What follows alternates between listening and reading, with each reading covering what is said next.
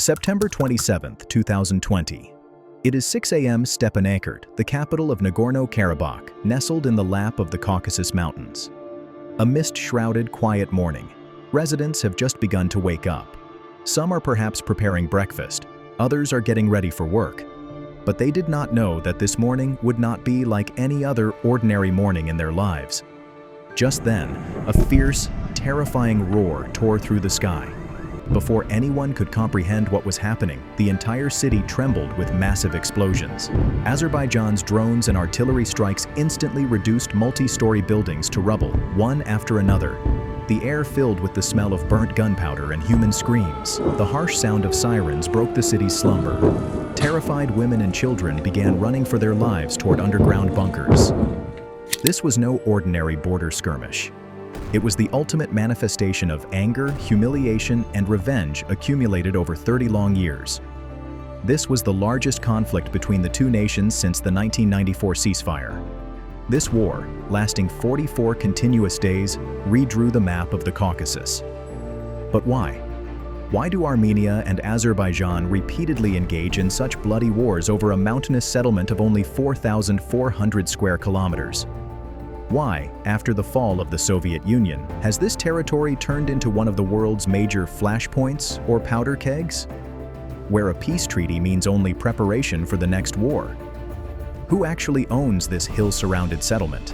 Armenia or Azerbaijan? And how responsible is the geopolitics of superpowers behind this? We will try to find the answers to all these questions in today's episode.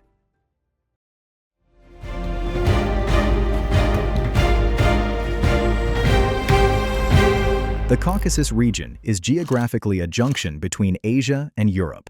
It is a strategic corridor that has been used as a battleground for various empires for thousands of years. The Persian Empire, the Ottoman Empire, and the Russian Empire, these three superpowers of history, have repeatedly clashed over control of this region. And the common people here have been the victims of their power games.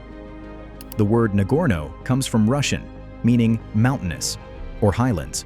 And Karabakh originates from Turkic and Persian languages, meaning black garden. Thus, hidden within the name itself are hints of the region's complex ethnic and linguistic conflicts. Geographically, Nagorno-Karabakh is located within the borders of Azerbaijan. But historically, the vast majority of the population here is ethnic Armenian and religiously Orthodox Christian. On the other hand, Azerbaijan is ethnically of Turkic descent and Shia Muslim. Religion, language, and culture, in every aspect, there is a vast chasm between the two nations. The Armenians claim that this region is part of their ancient kingdom of Artsakh, which was under the rule of their kings 1,000 years ago. They present the ancient churches and monasteries from the 4th and 5th centuries scattered across the mountains as living documents in support of their claims. According to them, this is the holy land of their ancestors, which slipped from their grasp due to various foreign aggressions.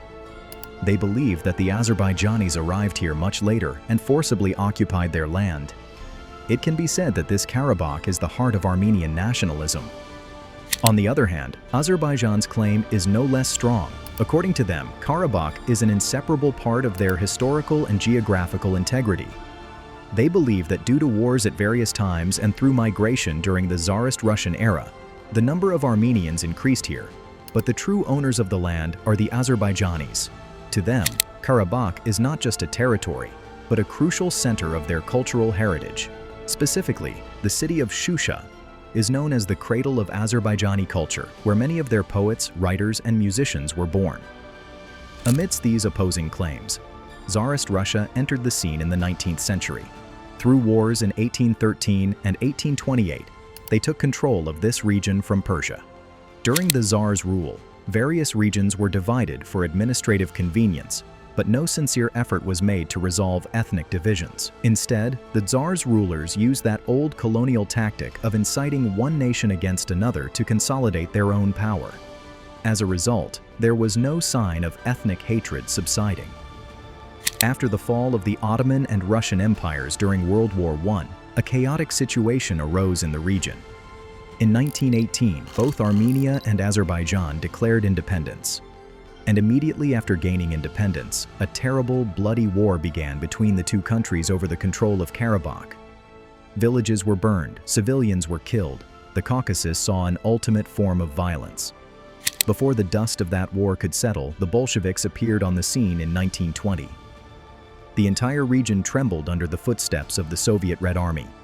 Unable to stand against their immense power, both Armenia and Azerbaijan were forced to sacrifice their independence. The two countries were forcibly incorporated into the Soviet Union. On the surface, it seemed that under the umbrella of socialism, everyone would unite, forgetting ethnic differences. Because in socialism, class struggle is greater than race or religion, but in reality, the exact opposite happened.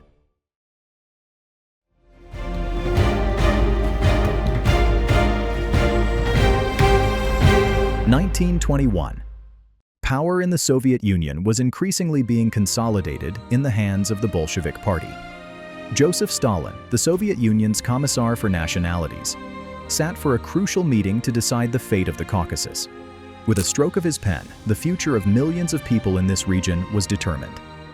A decision that ultimately sowed the seeds of today's conflict.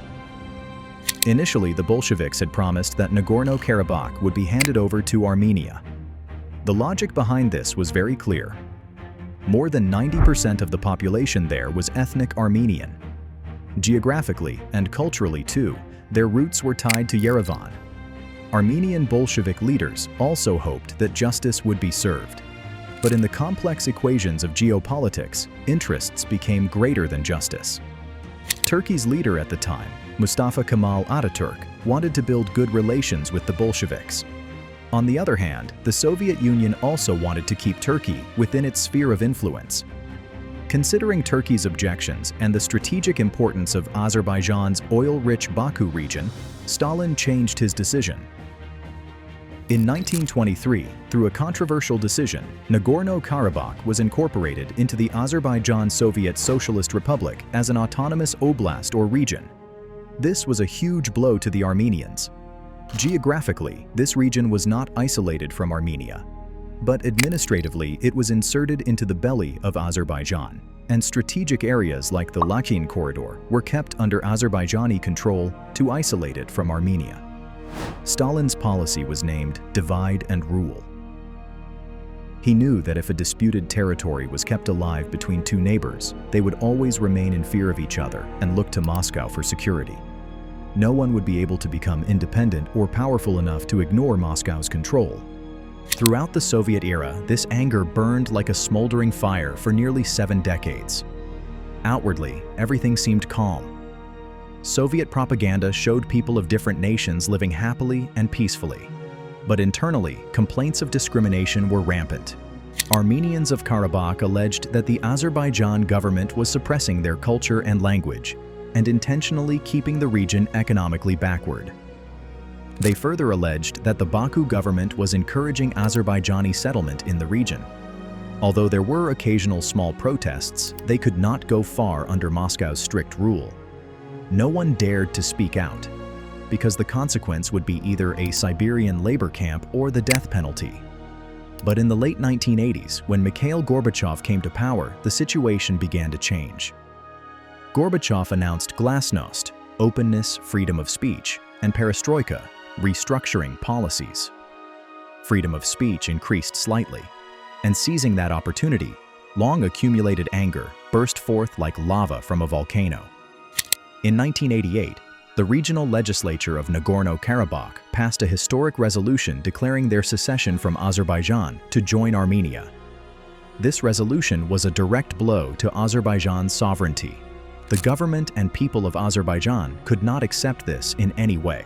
Protests, strikes, and clashes began. Riots spread across various cities in Armenia and Azerbaijan. Specifically, attacks on Armenians in the Azerbaijani cities of Sumgait and Baku became known as pogroms or ethnic riots. Similarly, thousands of Azerbaijanis were expelled from their homes in Armenia. Neighbors who had lived side by side for so long, who visited each other's homes, turned into mortal enemies overnight. Massacres took place on trains, buses, and streets. Although the Soviet army tried to bring the situation under control, it was of no use. In reality, The vast Soviet Union was itself on the verge of collapse, so it had neither the capacity nor the will to extinguish this fire in the Caucasus.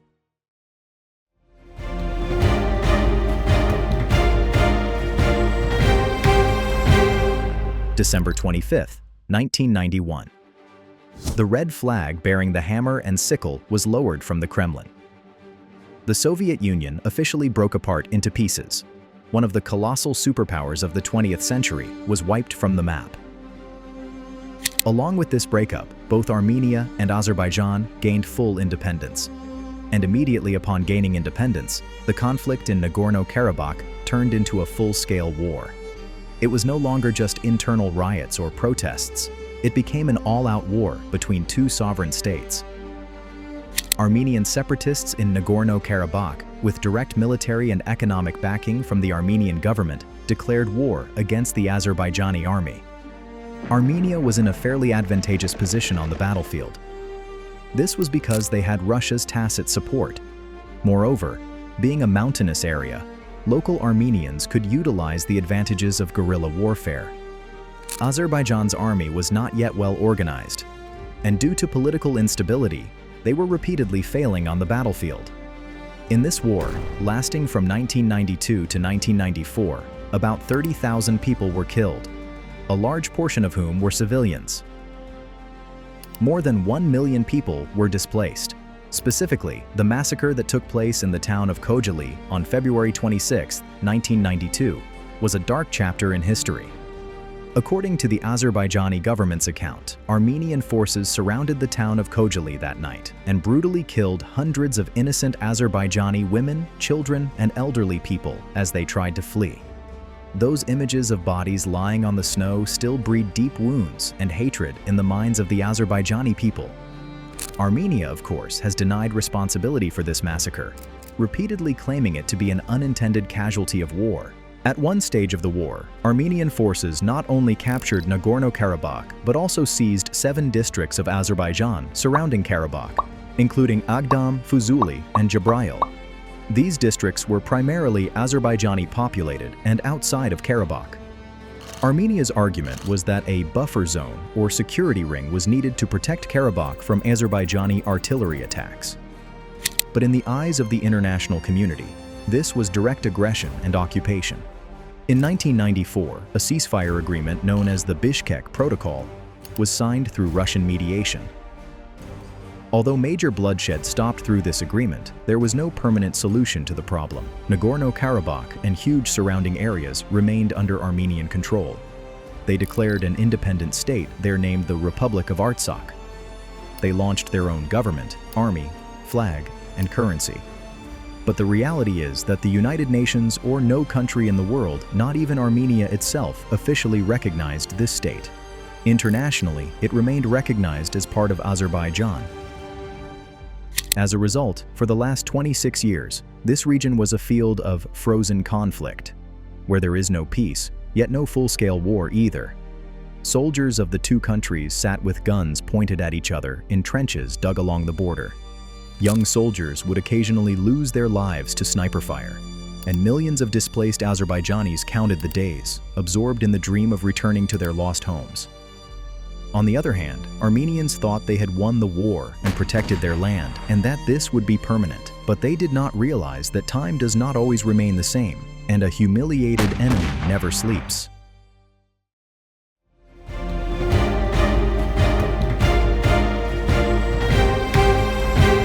(1994 to 2020).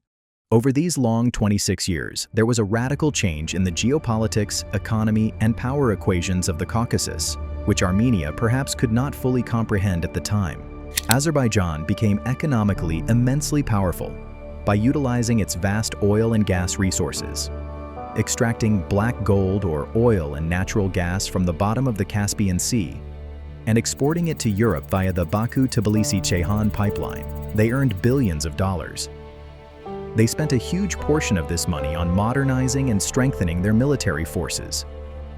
President Ilham Aliyev was proceeding with a very cool-headed, long-term plan. He formed a military alliance with Turkey and established strategic relations with Israel. The world-famous Bayraktar TB2 drones were purchased from Turkey, which are capable of turning the tide of modern warfare. Harop kamikaze drones and long-range missiles were brought in from Israel. They also bought plenty of modern weapons from Russia. Azerbaijan's goal was one, to recover their lost territory at any cost. On the other hand, Armenia was economically weak and largely stagnant. Their military force was primarily dependent on old Soviet-era weapons. Their tanks, artillery, and radar systems were antiquated. They thought that their military treaty with Russia, CSTO, and the rugged mountainous geographical advantage of Karabakh would allow them to easily hold off Azerbaijan. They also believed that the international community or Russia would intervene if war broke out. This overconfidence became their undoing. In July 2020, there were minor skirmishes on the border between the two sides, in which a high-ranking major general of Azerbaijan was killed. This incident enraged the people of Azerbaijan. Thousands of people took to the streets of Baku, chanting slogans demanding war. The government realized that there was no more time to wait. Finally, on September 27, 2020, Azerbaijan launched an all-out offensive. This war was completely different from the war of the 1990s. It was a modern, technology-driven war of the 21st century. Military strategists are calling it a drone war. From the first day of the war, Azerbaijan disabled Armenia's air defense systems with their Bayraktar drones. Then, hundreds of Armenian tanks, artillery, and bunkers were destroyed from the sky with precision targeting. Armenian soldiers sitting in mountain bunkers could not understand where death was descending from. Thanks to social media, the world watched in amazement at the horror of drone warfare. How military convoys were being destroyed in an instant, targeted on screens like video games. In this 44-day war, Azerbaijan one by one recaptured the districts of Jabrayil, Fuzuli, Zangilan, and Kubadli. Armenian forces were forced to retreat. The war took a definitive turn when Azerbaijan's special forces crossed rugged mountains and forests to capture the strategically most important city and cultural capital of Karabakh, Shusha, known to Armenians as Shushi. Shusha is located on a high mountain, and from here, the capital of Karabakh, Stepanakert, can be controlled. With the fall of Shusha, Armenian morale completely collapsed. They realized that if the war continued, the entire Karabakh would slip from their hands, and thousands of soldiers would die. November 9, 2020. Through the mediation of Russian President Vladimir Putin, a ceasefire agreement was signed again. But the terms of this agreement were completely different. It was practically a surrender by Armenia. According to the agreement, Armenia had to hand over all occupied districts to Azerbaijan. To maintain peace in the part of Nagorno-Karabakh, still under Armenian control, and to ensure the security of the Lachin corridor, about 2,000 Russian peacekeepers were deployed. Victory celebrations were held in Azerbaijan, while a shadow of mourning descended upon Armenia.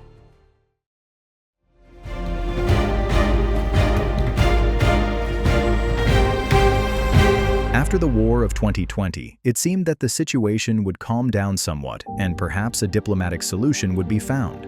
But Azerbaijan had an ultimate goal: the complete eviction of Armenian separatists from Karabakh and the establishment of Baku's full sovereignty. They were not willing to accept the presence of another government or foreign troops within their territory in any way. From December 2022, Azerbaijan blockaded the Lachin corridor. This blockade, started in the name of an environmentalist movement, later turned into a government checkpoint. This corridor was the only road for Karabakh's communication with Armenia. As a result, about 120,000 Armenians inside Karabakh fell into a severe crisis of food, medicine, fuel, and daily necessities. Supermarket shelves became empty. Medical treatment in hospitals was disrupted due to a lack of medicine. The besieged settlement reached the brink of a humanitarian disaster. Although Armenia appealed to the international community for help, no effective steps were seen. Russia was then fully occupied with the Ukraine war, so their attention and influence in the Caucasus had both dramatically decreased. Moreover, Russia's commercial and strategic relationship with Azerbaijan had become important. As a result, Russian peacekeepers played the role of silent spectators. Finally, on September 19, 2023, Azerbaijan launched a so-called anti-terror operation. Their accusation was that Armenian separatists had planted mines and killed Azerbaijani police and civilians. In this lightning operation lasting only 24 hours, the Armenian separatist forces in Karabakh completely collapsed. Their ammunition ran out, and there was no hope of receiving outside help. Forced, they announced their surrender on September 20th. Accepting Azerbaijan's conditions, they surrendered their weapons and announced the dissolution of their long-cherished dream, the Republic of Artsakh. A decree was issued that from January 1, 2024, this republic would cease to exist. Through this, the fall of a self-declared state that had lasted for more than 3 decades occurred. Out of fear and panic, ethnic Armenians began to leave Karabakh. They feared that Azerbaijanis might take revenge on them, or they might be victims of ethnic cleansing. Within just a few days, more than 100,000 Armenians left their homes, lands, and even livestock behind and fled to Armenia. Long lines of cars, trucks filled with furniture, and the look of uncertainty on people's faces. These scenes appeared to the world's conscience as a humanitarian tragedy.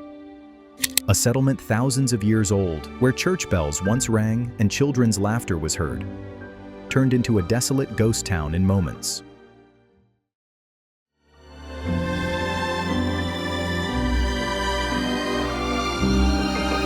Today, Nagorno-Karabakh is under the full control of Azerbaijan. Victory flags may be flying on the streets of Baku. President Aliyev may have fulfilled his father's dream. By recovering the lost part of the map, Azerbaijan has restored its national pride. But will the bloodstains on the mountains and the sighs of the people be wiped away so easily? Is there any possibility that the more than 100,000 Armenians who fled, leaving their homes, ancestors' graves, and childhood memories will return? The Azerbaijan government has repeatedly promised that Armenian citizens will be given full rights and integrated into society. But is it possible to wipe away the hatred, mistrust, and wounds of war accumulated over 30 long years in a single day? Where children of 2 countries have grown up thinking of each other as enemies, is coexistence at all realistic? History has repeatedly shown us that while territory can be conquered by the force of arms, winning human hearts is difficult. The international community, especially France, Russia, and the United States, cannot avoid responsibility for the failure of the time wasting they did in the name of peace talks for 3 long decades. They wanted to maintain the status quo, but did not touch the root of the problem.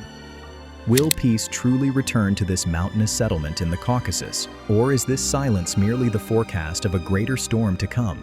Will this victory of Azerbaijan give birth to a new conflict in the future? Or will the 2 nations forget their bitter past and find a new way to live? Perhaps only time can give that answer.